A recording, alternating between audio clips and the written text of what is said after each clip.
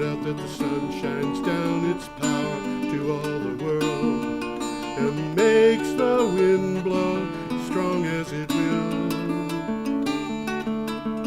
I wonder how gentle rains can fall upon the land, so lovely earth can stay lovely still.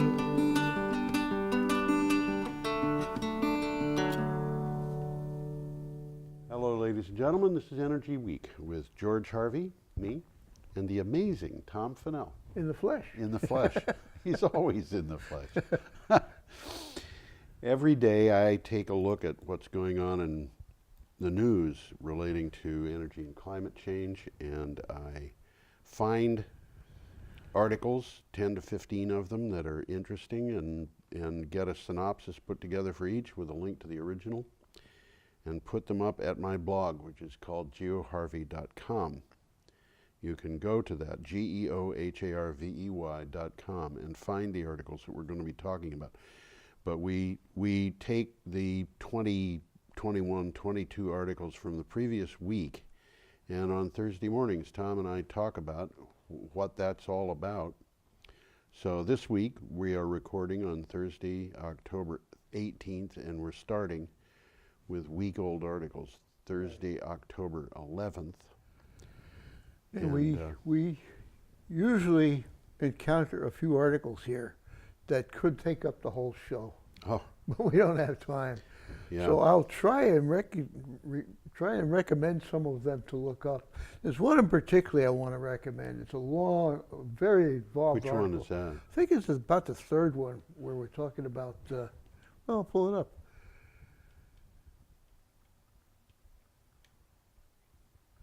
Building equitable circular societies. Oh yes, Yeah, that's a lot of meat in that one. Fascinating subject. Okay, I suppose we should start. Yeah, we'll get started here. So if you want to find these online, you can go to geoharvey.com, geoharvey.com, and you can click on the date on the calendar, and it will take you to the day in which the article appears. So you don't have to look through lots and lots and lots of articles to get to it. Our first item is from Business Insider. Freakishly warm water is a major reason why Hurricane Michael became the strongest storm in decades. Yeah. I should say that again, but I won't. Yeah, there's a picture. You can put that up while I'm I'm reading this. Oh, this is a nice picture. Yeah, a great picture. Based on its low central pressure, Michael is the most powerful hurricane the U.S. has weathered in nearly 50 years. It grew from a tropical depression in just 72 hours over waters that were 4 to 7 degrees Fahrenheit above normal. And that's pretty warm. Something. That's pretty warm. This season, we have seen bizarre hurricanes. One of them was a hurricane, and it just barely dropped to the status of tropical storm when it hit Portugal. That was when it hit Portugal. Portugal. That wow. was Leslie, and it had been only a little while before that there was some concern that it would hit Morocco, which it just the idea. Desert. Yeah, I guess it is. And we had another storm that was looking like it was going to hit. It might have been also Leslie. Leslie went in a kind of a circular path, and I wasn't following it. Well, it was a strange path, and it was in a strange part of the ocean because it was in the eastern Atlantic Ocean. And what's happening here is the water all over the world is warming up. It's warmer. We can measure that. Yeah, we know that this is That's happening. science. It's a simple fact. And the warm water is what produces the updrafts that in so turn it feeds the hurricane. to feed the hurricane. Yeah. So if a storm is going over warm water and it gets a circular motion, which it will do because of the, what is it called? The something effect.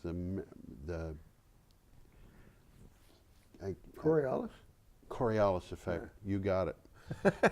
Whatever that is. Well, actually, believe it or not, it's because one part of the thing is farther and the other one is closer to the equator. Okay. That's why it happens, because the You have a column of air Can coming you up. say that without using your hands? No, you have a column of air going up, and you have water that's air that's near the equator, and you have air that's nearer to the North Pole, and they're both moving toward the middle. Well, they both have motion because the Earth is turning on its axis. The air that is coming up from the equator is moving a little bit faster because the Earth is bigger around. Yeah, okay. Near the pole, it's slower. So they don't move together like that Like whack. and hit. Yeah. They move together and go off on a different path. Well, that eventually Becomes a circular becomes motion. a circular motion. It'll happen with high pressure. It'll happen with low pressure, and but that's the Coriolis effect. Couldn't remember that word. Okay. Well, there's three things they took out to take away from this. Yep. Or they pulled it off. I'll mention them real quick. Hurricane Michael, I'm reading this now, so slammed off the coast of Florida on Wednesday with maximum wind speeds of 155 miles an hour. 1 mile an hour shy of Category 5. Is it? Okay. The storm ripped roofs off homes, snapped trees, and inundated areas with more than 7 feet of water. That's a lot of water.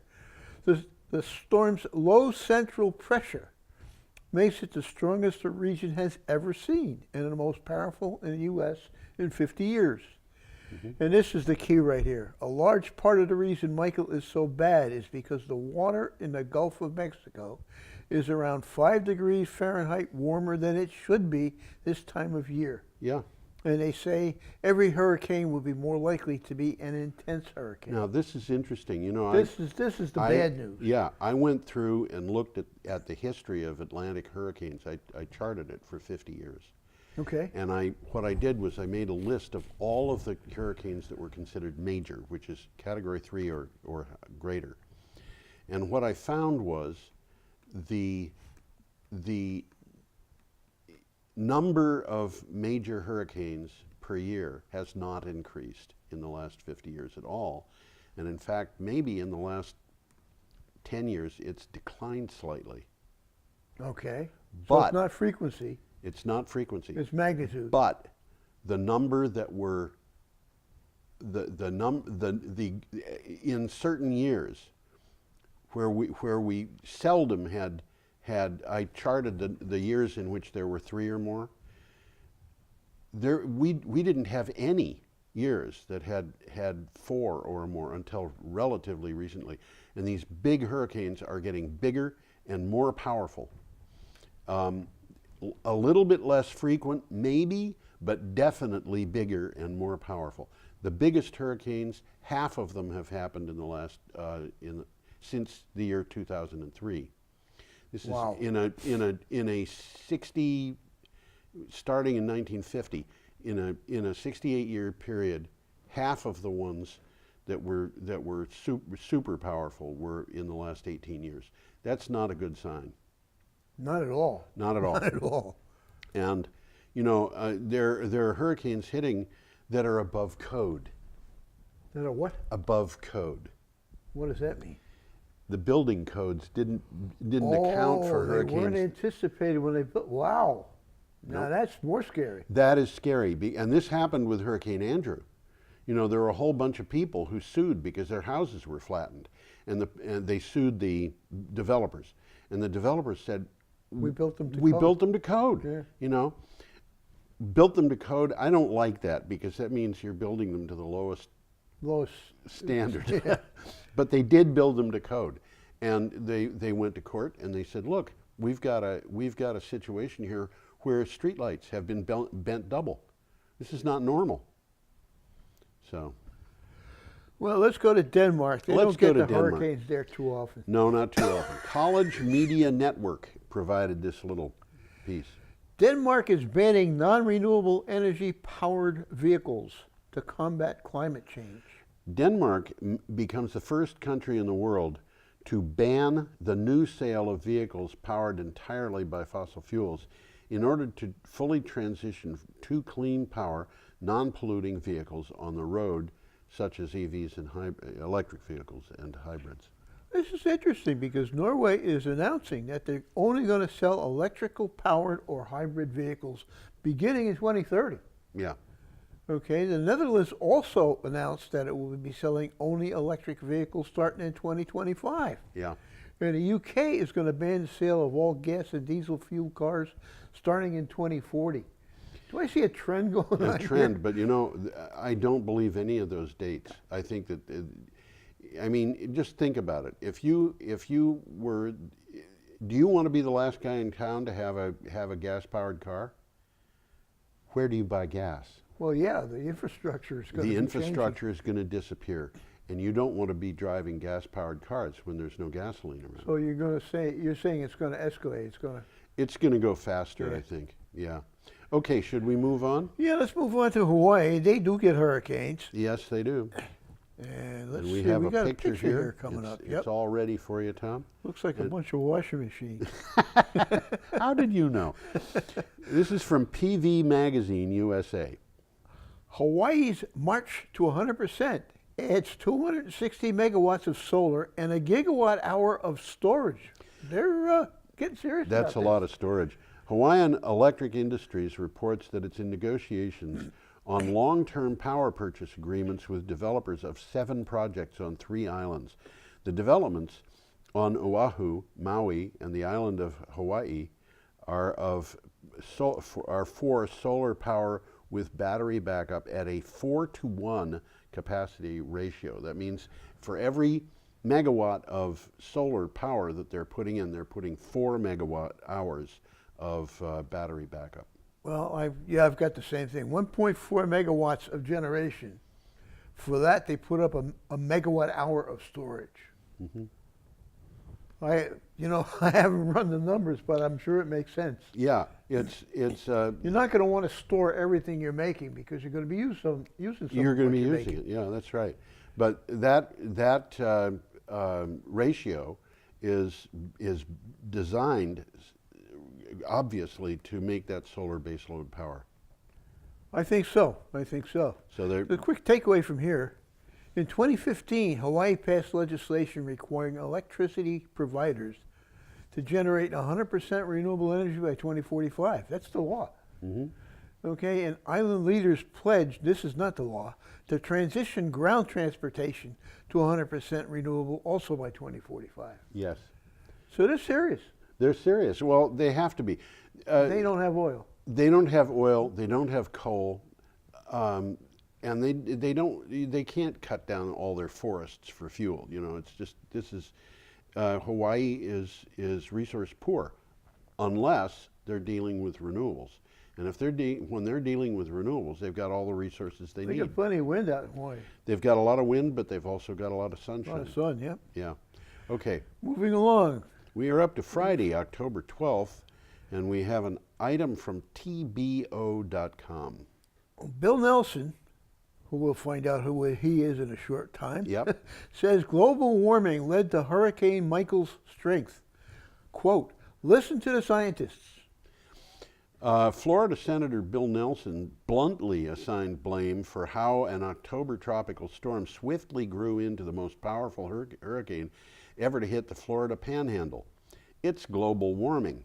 He said, quote, Florida is ground zero, end quote, on climate change. And we're back to the same thing that we were talking about just a couple of minutes ago. But I think what's happening here is people are starting to notice this. And as a matter of fact, I saw an interesting piece which we didn't have in the news for this week, but it came from Marco Rubio, Yeah. and who is a senator from Florida, and he was saying, well, it's clear that climate change is happening. The sea is rising, we know that. You can It's measure measurable. it, it's there. The sea is warming, we know that. It's measurable, it's there. It's making storms worse. And then he says, but we don't know why. Didn't he also say we don't have to do anything about it? Yeah, you know, I mean, this is, they can't deny that it's happening and have any credibility with most people anymore. So Well, a what lot they're of it is political mouthwash there.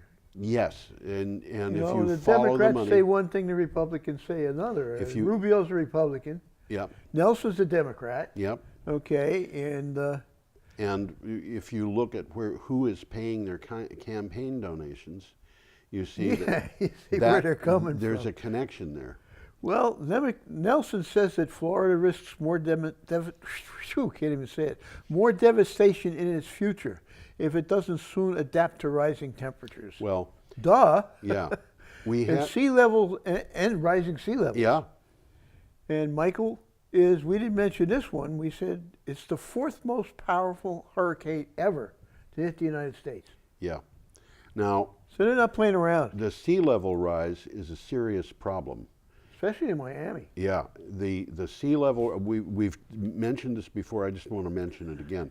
The Army Corps of Engineers is saying that they're going to have possibly a foot of sea level rise between now and 2030. That's an A inch. foot? They can't handle a foot. That's an inch a year. Yeah. That's an inch a year.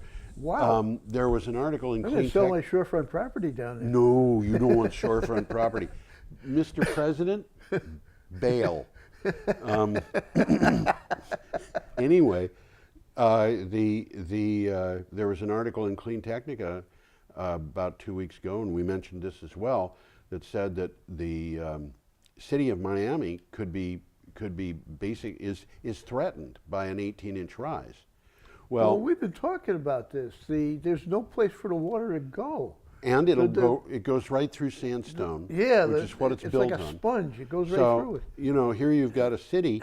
You can't put up seawalls because the water goes right Goes under up them. from underneath. So they've got a serious problem there, and my guess is if those numbers are correct, and they might not be correct, but if the numbers are correct, if we have an inch a year of rise, you're going to see a serious decline in the value of property down there within just half a dozen years, maybe. Is it Mar-a-Lago down there? Mar-a-Lago, yeah, it's nearby, It's right next No. to Miami. not far away. Yeah. Mar-a-Lago It'll had be underwater. there's a street between Mar-a-Lago and the ocean, and that street had a sinkhole appear in it about a year ago, and the Hate it when that happens. verdict on why that happened was that it was because of sea level rise, which of course Donald Trump has been head of a group of people who deny that the sea level is rising. However, he did apply for permission to build a seawall at a golf course in Ireland Yeah, I know about because that. of sea level Yep, rise. Yep. Interesting. Yeah, isn't it? Well, okay, should we go on? Yeah, we should go on. We This have is nice. We got a nice picture coming We up have a here. nice picture, and this article is from CNN. Let's get the picture up while we Let's talk put it about up. it. That's Bhutan. That's Bhutan. Yeah. What tiny Bhutan can teach the world about being carbon negative. High up in the eastern I'm going to Himalayas. leave that up there for a while. That's Yeah, a pretty, do that. pretty picture. It is a pretty picture. High up in the eastern Himalayas is one of the greenest countries in the world. While many nations are struggling to reduce their carbon emissions, the Kingdom of Bhutan is already carbon negative. It takes more greenhouse gases from the atmosphere than it emits. This is the same place where they have the Gross National Happiness. gross Index. national happiness index. Yeah. It's used to measure the collective happiness and well-being of the population. It's in the Constitution. Yeah. They're not playing around. Yeah. Well, as we said, when we didn't say this, but this is what's happening. Bhutan's forests remove nearly 3 times as much CO2 as the country produces. Wow. And almost all the country's electricity comes from hydro, Yeah. which it should. It's up in the Himalayas. Yeah. Yeah. It's up there by Nepal and Yeah. north of India. Yep. Okay. Let's Should we go on? move along. This next article that we're going to be talking about is The one you were talking about at the beginning of the show. that yeah, you this found is so a very interesting. important article. It's way too long for us to really get involved in. I recommend you read it. Yeah. It's a really good article. This is from Clean Technica. Building equitable circular societies. A circular economy is a regenerative system in which resources are kept in use for as long as possible, with maximum value recirculated. Products and materials are offered as a service so they can be recovered and regenerated at the end of each service life. Instead of cradle to grave, it is cradle to cradle. And you know, this is already happening in a lot of parts of the world. I've read that you cannot buy a new Mercedes vehicle that is 100% new parts. They recycle the parts in the Mercedes cars.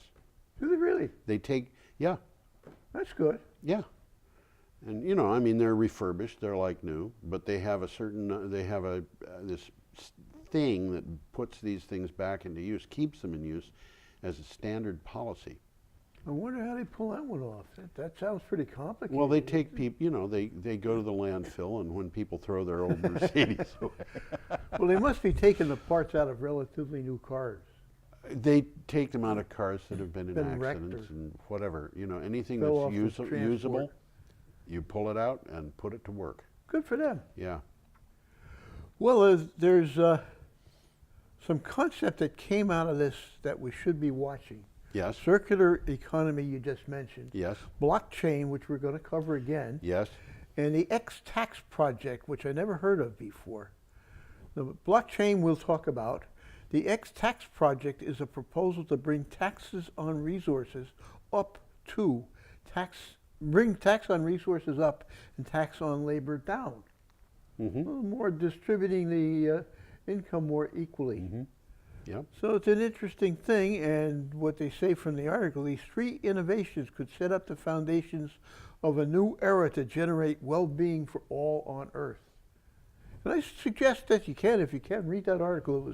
It's a long article, but Yep. there's a lot of stuff in it. Well, one of the things that we've talked about is the idea of capturing carbon from emissions. For example, at a natural gas burning power plant, you capture the carbon dioxide, and then you turn that carbon dioxide back into methane, so that it can go through the plant again, and the carbon atom itself is just recycled over and over and over again. The carbon atom. And they're working on this. They've actually gone past that to a point where what they're doing is now they're saying, why don't we take the renewable energy, use it to split water molecules, and use the hydrogen for fuel.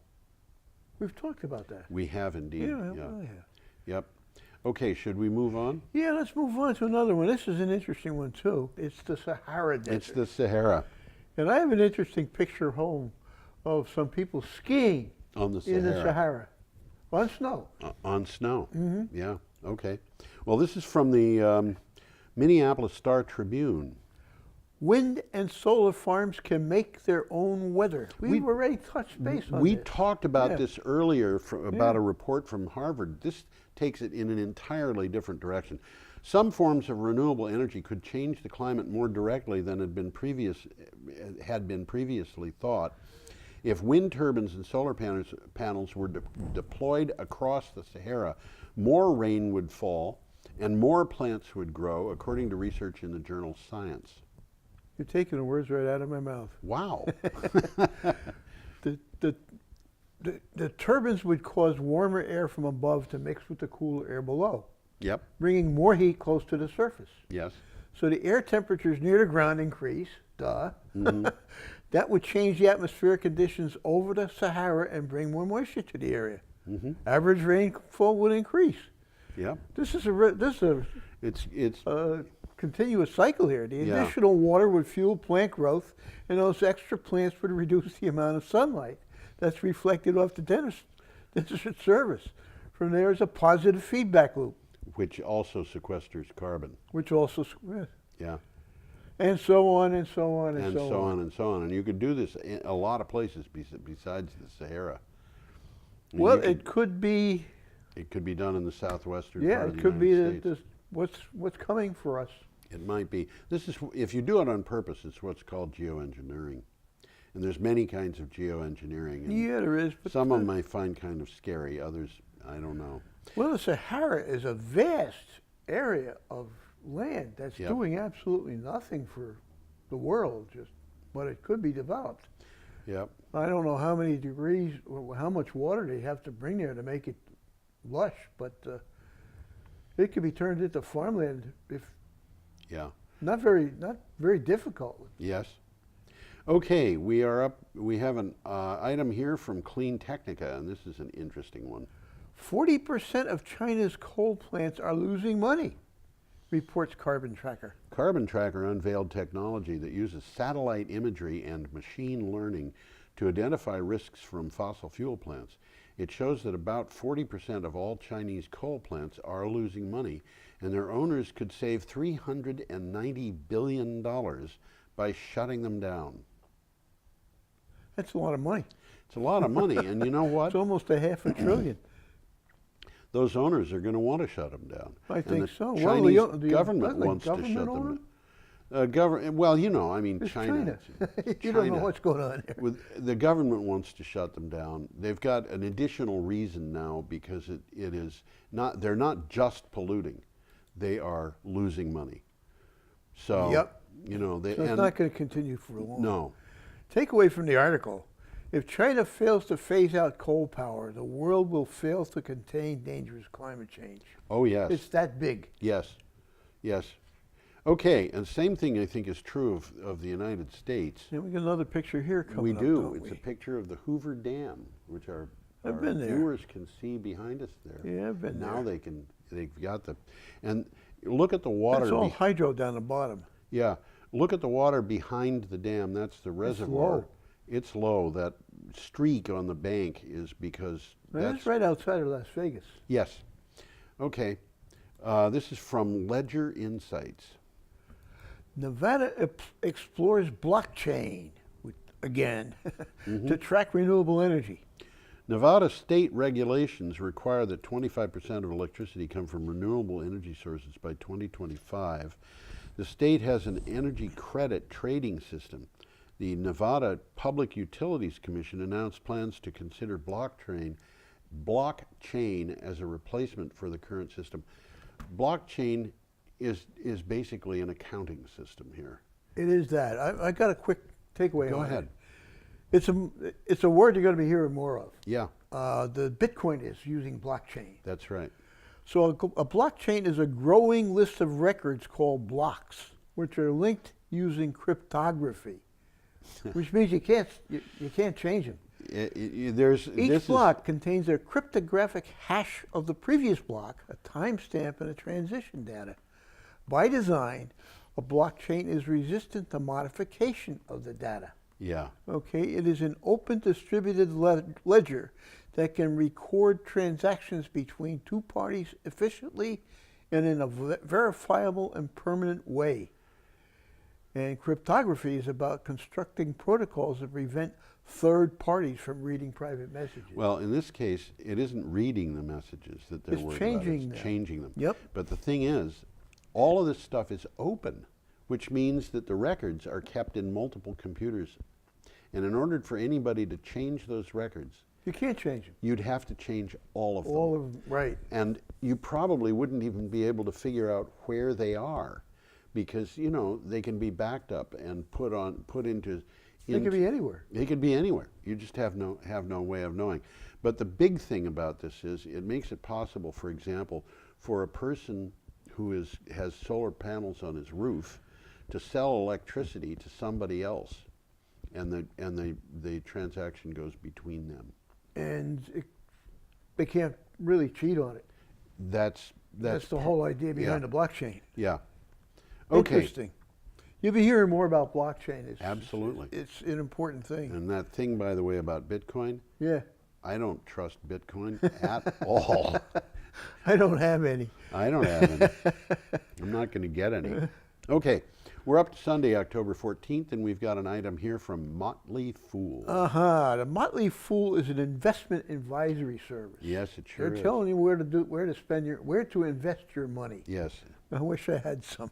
and their name is their disclosure. Investors won't want to miss this $10 trillion opportunity. By the way, Motley Fool is well regarded. Well regarded, that's right. In the last 5 years, global enterprises have invested a stunning $1.5 trillion in renewable energy, but the opportunity that lies ahead is, by comparison, monumental, with one estimate pegging the number at more than $10 trillion to replace the current carbon-based power systems. Well, when I got here, takeaway, The world is rapidly transitioning toward a future powered by renewable energy. Yep. Well, if you watch this show, you know that. Not only is it a gigantic opportunity, but the return potential is outstanding. Yeah. Now, the guy's talking here is the investor, the Yeah. investment advisor. That's right. However, and this is significant. Solar and wind still only account for less than 10% of the world's power supply. Which means they can grow a lot. Oh yeah, And that's what this is about. Yeah, and this is interesting because what are the cheapest sources of baseload power we've got today? Wind and solar. Wind, solar, and battery backup. Battery backup. Yeah, and it's like, whoa, how did that happen? I mean, there are still people, and I think there are people who deny that climate change is happening, but they're denying that the world is changing in terms of renewable energy. And you know, with the situations that they've got now are such that coal burning power plants are closing down because they can't compete with new wind and solar plants. Well, when you look at it close, you don't have to pay for the fuel. Yeah, well, you know, and you don't have to pay huge amounts of money for maintenance either. Yeah. You know, and you don't have to deal with environmental problems. Coal has environmental problems that are just stunningly big. Well, what do you call it when you got an excess of solar power? A sunny day. Let's move along here. We got a picture coming up we do that indeed. might look familiar to Yeah, some. some people might look at that and say, I know where that is. 5.7 megawatts solar project now producing energy on former landfill in Vermont. 3 guesses where? This is from Solar Power World. A 5.7 megawatt solar project on a former landfill in Brattleboro, Vermont. Is that where we are? Is now online. The project was jointly developed by Sky Solar and Encore Renewable Energy. The solar array sits on land owned by the Wyndham Solid Waste Management District. And This is interesting. yeah, the 5.7 megawatts, by the way, is DC. It's 5 megawatts AC. Oh, okay. The landfill's been closed and capped since 1995. Yeah. But they've been drawing methane out of there Yep. ever since. Yep. It was among the first in the nation to use its methane gas to produce electricity. Mm-hmm. To build this is significant. To build a solar array on a closed and capped landfill requires the use of support structures that do not penetrate the landfill cap. Yeah. So this was an engineering project. Yes. This is true of all of these landfills. They all have. They have to put these things down there to anchor the solar Right, panels. and there are organizations, business organizations that are expert at designing and placing these I'm going to put the picture up again. solar the ballasts for the solar system. It's a pretty good For sized landfills. solar project there. They had the same thing that they had to face with that.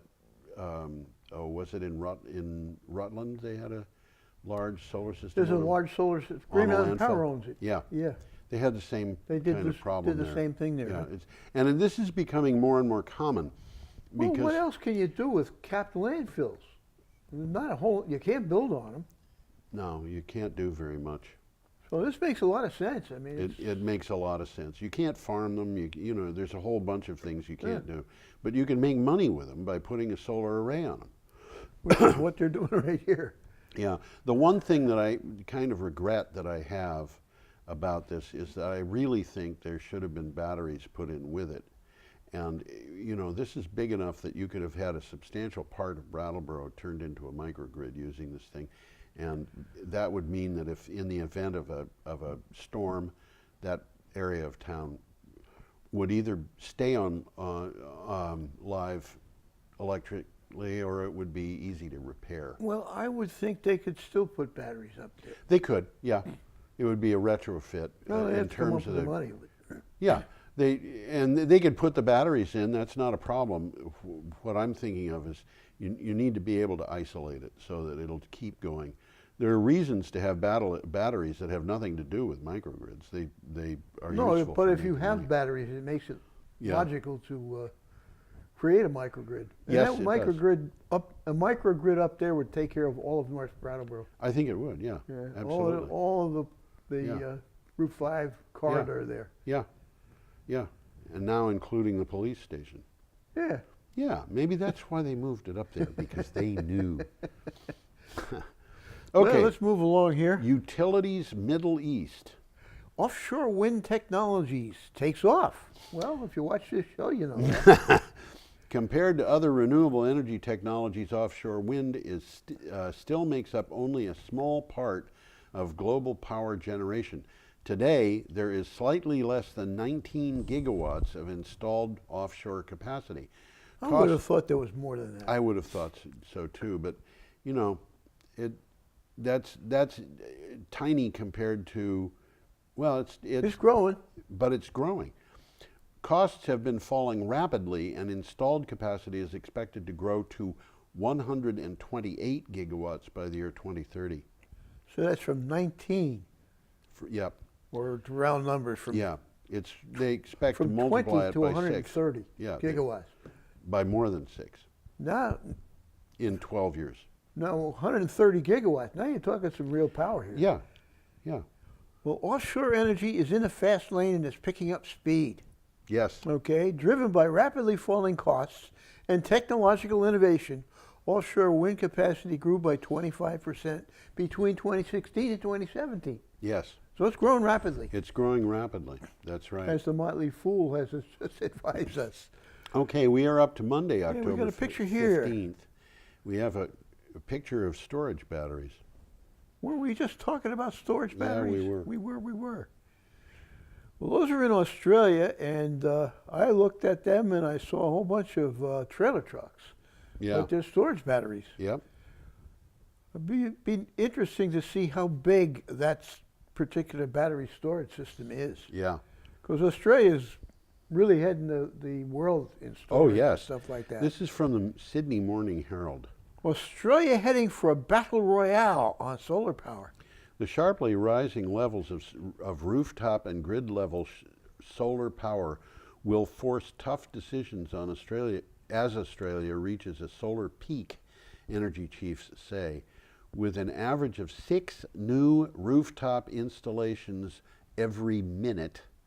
The generation and distribution systems need to change. Well, that's the problem in Australia, and it happens because of the geography.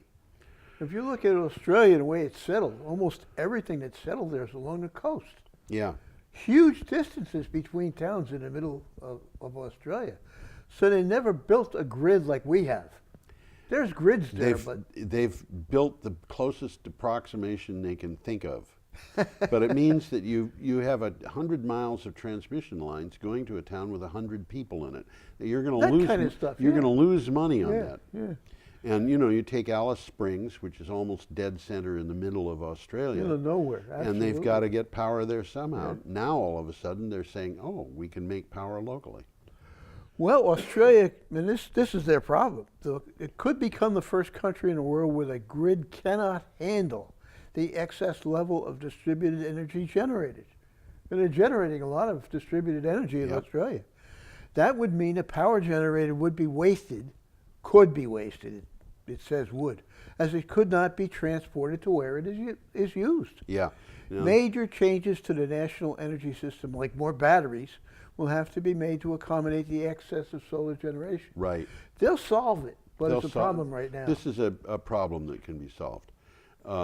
And one thing that I'd point out here is, if you have solar or you have wind, you can take a solar array and you can just say, I'm not going to take anything out of there. It'll produce electric power that isn't used. Well, we'll put but it in a battery. It's not going to be, well, yeah, but if you have to do that, you do it, and it doesn't burn anything up. Yeah.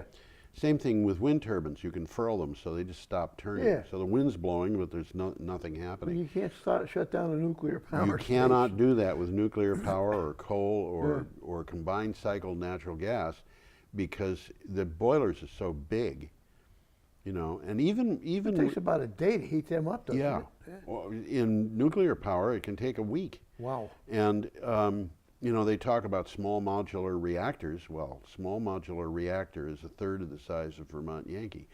it takes a long time to heat that thing up. So anyway, we've got to move on. Well, don't watch a watch pot never boils, right? That's right. Well, we're quoting Trump now.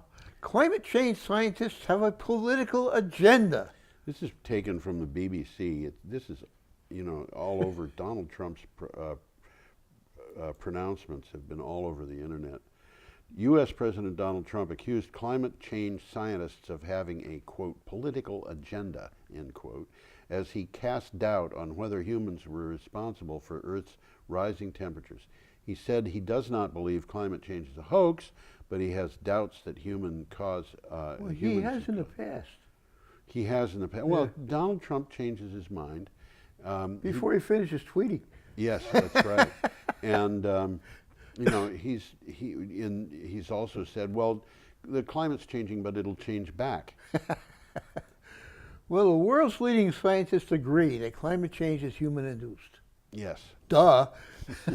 Scientists say that natural fluctuations in temperature are being exacerbated by human activity, which has caused approximately 1 degree centigrade thus far of global warming above pre-industrial levels. Yeah. That's measurable too. Yeah. The report said keeping to a preferred target of 1.5 C above pre-industrial levels will mean rapid, far-reaching, and unprecedented changes in all aspects of society.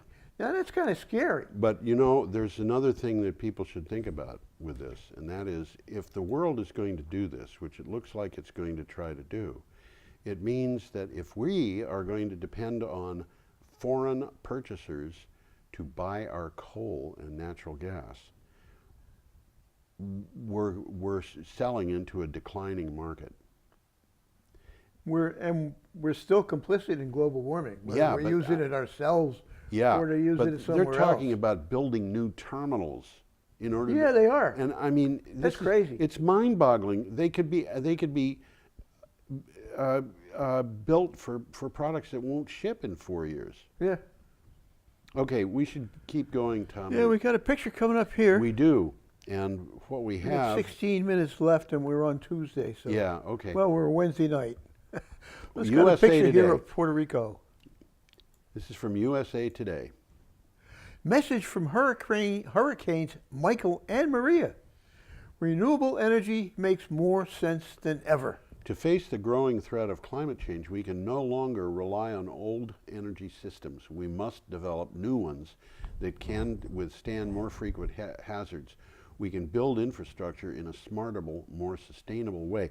You know, say that last sentence again. That's important. We can build infrastructure in a smarter, more sustainable way. The thing that gets hit the hardest, the quickest, the worst in a storm is the transmission infrastructure. The wires, yeah. The wires. Yep. And if you've got distributed power, you can eliminate a lot of those wires. And that means that you can get this power source, which is inexpensive and non-polluting, and it turns out that it's more secure. Well, what they said in the article, we must develop an infrastructure that can withstand increasingly frequent climate hazards. Yes. And that's just what we've been talking about. That's right. Okay. Tuesday. Yes, October 16th, and we've got an item from the Guardian. And this is more of the same. Yes. Australia should be exporting sunshine, not coal. Economist Jeffrey Sachs tells Q&A. Economist Jeffrey Sachs has criticized successive Australian governments for defending a 19th or 20th century industry rather than taking decisive action to address climate change. He said Australia should be exporting sunshine, not coal. And in this, he's probably the most highly regarded economist in Australia. I don't know who he is, so tell us about him. You know, he's the scientists and the so forth would back him up. They have a national scientist there, whose name I've forgotten. I don't remember names well, but Jeffrey Sachs, as I recall, is kind of like the national economic guru. Well, that's what he says. Make a plan, make a timeline, tell the world how you're going to decarbonize, and then we'll all be happy to hear from Australia that there's really a plan. Yeah. He's criticizing the government here. Oh, yeah. All we see is one PM after another falling over this issue. Yes, PM meaning Prime Minister. Prime Minister. Okay, we should move on. And we have one more takeaway. Oh, from yes, this go one. ahead, please. This is again Sachs talking. This wonderful country has so much sunshine they cannot even believe. You could power the whole world from your desert. Yeah. He's probably right. Yeah, yeah, absolutely. Okay, we have an item here from Motherboard. And we got a picture here. We do indeed. Let's get Kind that of picture. That's a pretty disturbing picture. It's pretty, but it's disturbing. They call it dry countryside. It looks like a dry lake bed to me. It looks like a dry lake bed. I put in dry countryside. There was a note in the article that said it was a Shutterstock image, or I might have actually got that from the file itself. That's a pretty sunset. Yeah, it is. I love sunsets. Yeah. Or maybe a sunrise. Yeah, I don't get up early enough to see sunrises. I do. The UN's devastating climate change report was, quote, too optimistic. While Whoa. while deniers claim the latest IPCC report was too alarmist, one former IPCC lead author said, quote, if anything, it is the opposite. Once again, with their latest report, they have been overly conservative, that is to say, erring on the side of understating and underestimating the problem, end quote. Remember, this is the product of the United Nations, and all countries had to sign off on its executive summary, including the United States and Australia, which are climate deniers. Well, this is a good article. It's a long article. Yes, it's a it good is. article. I recommend reading this one. Look up this one. Right. Today we are well in breach of the 1 degree centigrade upper limit. And we have reached this limit at a much lower level of atmospheric CO2 than Jim Hansen thought would be necessary to warm this much. Now, he warned us about global warming, what, 20 years ago? Yeah. It's More the than that. highest level of CO2 the Earth has seen in 800,000 years. Yes. Not alarmist enough? Scientists point out that the report fails to fully acknowledge the role of feedbacks, as highlighted by Hansen. Yes. And this is things like the permafrost breaking down and Releasing methane. stuff like that. Yeah. Duh. Really bad. Okay. Well, if you for Halloween read this level because it's scary. Well, Read this article for what Halloween. we need to do is act on this. Okay, we've got an article from Solar Power World. U.S. corporations break a 4 gigawatt renewable energy record. Well, this is good news. It is. Large U.S. companies are acting on renewable energy goals at a record pace. During the course of this year, this is just through August, they have already procured nearly 4 gigawatts of utility-scale wind and solar capacity, breaking the previous full-year record set in 2015 by nearly 750 megawatts. So we're going to see huge amount of corporate spending on this. It kind of looks like that. It does look like that. But there's some technical problems with this, which we just touched base on in Australia. It's happening here too. Right. The transmission infrastructure is insufficient to meet corporations' future low-cost energy needs. Okay? Well, if major renewable energy consumers want to ensure the lowest cost clean energy is available, they need to start participating in transmission planning. We have a lot of planning, and one of the things that has struck me over and over and over again is that maybe the entire paradigm we're using is wrong. I think you're right. Because what we've got is a system that looks like a tree, where you have a big coal-burning power plant, and then you've got transmission lines going out, and they branch, and they branch, and they branch. Yeah, it looks like a tree, doesn't it? Yeah. Well, it could look like a net. And it should look like a net. Yeah, and if you had distributed power on a net, it would mean that, okay, if I've got far too much energy, I just give it to everybody around me, who winds up having far too much energy and giving it to everybody around them. Mm-hmm. And they give up energy to people around them, and by the time you're done, it's being used to heat houses in Arizona. You know, it's all of that's technically feasible right now. Yeah. We've got the technology. Yep. Okay, we're up to Wednesday, October 17th. Well, we this have a is picture, our last day. and we have got an a picture item coming from the up here. BBC. I'm going to get the picture. This is kind of scary. Well, yeah, it is.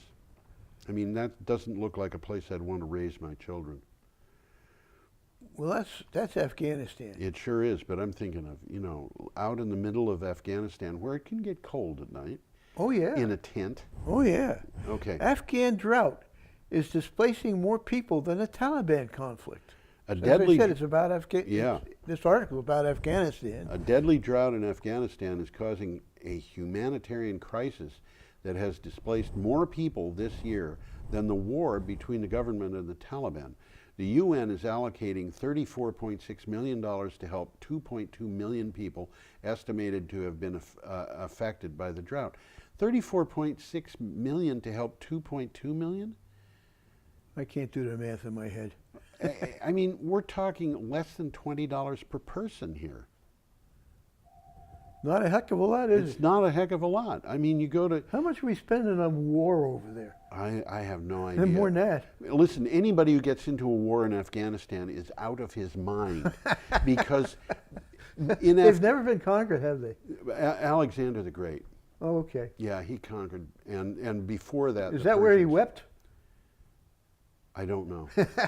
but before Alexander, the Persians conquered it. But the Afghans go to war because it's a pastime for them. It's kind of fun, huh? It's kind of fun. It's the national sport.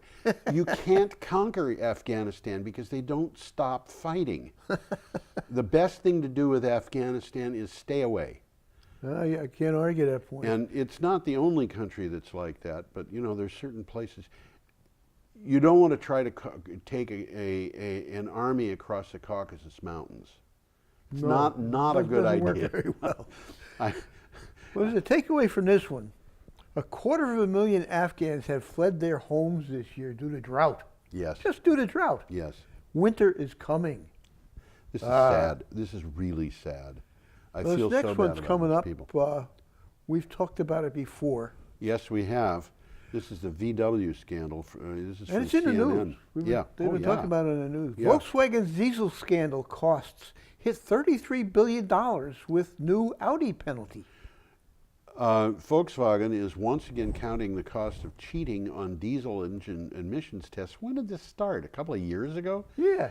The German car maker said it had been hit by a new fine relating to the failures of its Audi subsidiary, sending the total cost of the scandal to nearly $33 billion. They were making a gamble when they did that. They didn't do it by accident. No, they built software that would detect whether the car was being tested for emissions and cheat while it was being tested for emissions. Yeah, yeah. And they got caught. Yep. Now, a guy at the DOE said, or not the DOE, the EPA said every car maker tries to do something like this. $33 billion is half of their market capitalization at the time this happened. In other words, they've lost half of their value because they made one idiotic gamble, which was unethical, immoral, illegal, dishonest. It shows them to be people that you can't trust, and it paid off to them as a huge negative. And it reminds me of things like the housing crisis, where people were investing tiny amounts of money in the hopes that the housing industry would fail, and made a lot of money because it did. Yeah, right. Well, this is very similar, isn't it? Yeah, it is. Except betting on failure. Those people made money. Yeah, these guys did. And they were not doing something that was illegal. The people who were doing things that were immoral or unjustifiable or they were illegal. They were lying. Were the people who were setting up the bonds that these other people were selling short. But Well, it looks like what VW is going to be doing now, and it makes sense, is they're putting their money into electrics. They've got something like 10 new electric models they're introducing this year. Yeah, and I don't see how they can do anything else. Although the CEO of VW is saying, well, everybody else has got to jump on this market. I'm sorry. What a shame. Yeah, if they had been putting their money into developing new electric cars instead of figuring out how to cheat on emissions testing, they'd have a little bit farther on the electric cars. Yeah. Actually, they'd have a lot farther because it would have meant that they would have had fewer sales of diesels. That 10 new models they're bringing out this year, they'd have brought them out a couple of years ago. Yeah. And electric cars, let's face it, they're the wave of the future. They are the wave of the future. There's a reason why the Tesla is the best-selling car of its type. And the reason is because it's... Costs almost nothing to maintain. Well, yeah. That's a fact. I talked to Jason about it, and he Yeah. said, well, he said, I do have to replace the windshield wipers, and of course the tires go, and the brakes go. But, you know, I mean, those are not No issues. changing the oil and... You don't have to worry about your exhaust system. Yeah, no catalytic converter. Yeah, catalytic converter. Let's go and put some platinum on a big thing and stick it in a car so we can... Okay, should we go to our last item? The last item's got a nice picture coming up. It does indeed, Let's and see it if I is can get a... That's a nice picture. Yeah, it's kind of scary, but it's a pretty picture in terms of composition and color. It is scary when you Think about what that means. We should explain well, what what that we're picture looking is. at there, that's mostly not pollution, that's steam. Well, the stuff on the right is steam. It's all coming from The the stuff cooling on the towers. left is coming from the smokestacks. Well, one of those smokestacks is emitting. No, two of them. You can't see one of them. Oh, there's one of them. The yeah, left-hand it's in the most, back. Yeah, the left-hand most cooling tower. The two has- darkest clouds. Yeah, the two darkest clouds. Okay, this is from Green Tech Media. Is this the last one? It's the last. It's the last one. It's the last oh, one. I missed this show. This has been a good show. Go ahead, Tom. Trump administration to drop its emergency coal and nuclear bailout plan. All right, this came out yesterday. That is to say, today being the 18th, this came out on the 17th, or at least I found it on the 17th. It actually appeared on the 16th. The Trump administration has shelved a plan to invoke wartime emergency powers to justify multi-billion-dollar bailouts for economically struggling coal and nuclear plants for at least now. Several sources say economic and security advisors objected to the plan. Now, this was in the news today, and what it said was other organizations have confirmed that this is what's happening. It hasn't been made public by the Trump administration. It's been made public by people within the Trump administration speaking anonymously, but by a bunch of them. Squealing. Yeah, there were four in the original statement. The four different people had said this, but there's more now. And one of the things that's interesting about this to me is that the shutdown of coal plants in the United States is picking up speed under Donald Trump. Yeah. Isn't that interesting? Isn't that interesting? And it's going to go faster. And I don't see how he can try to rescue these plants, the coal plants. So the miners in West Virginia, who, by the way, have not got new jobs. They've had a few of them, a couple hundred, but other jobs disappeared. There's nothing there. In most of West Virginia, there's nothing but coal. But it was yeah, there's nothing there. I called up a guy who's running for Congress, and I said, why don't you take a look at that video of Jessica Kilroy that was on the Weather Channel a couple of years ago. I mean, you can go to YouTube and look it up, see what you can find, and because there's jobs out there. Anyway, it's time to say goodbye. Is she the one that's up on the She was the one towers? dangling from the wind Yeah, towers. yeah. Okay, we've got to say goodbye. I think we do. We got Bye, everybody. no seconds left. No seconds left. Bye-bye. Come Adios. back next time.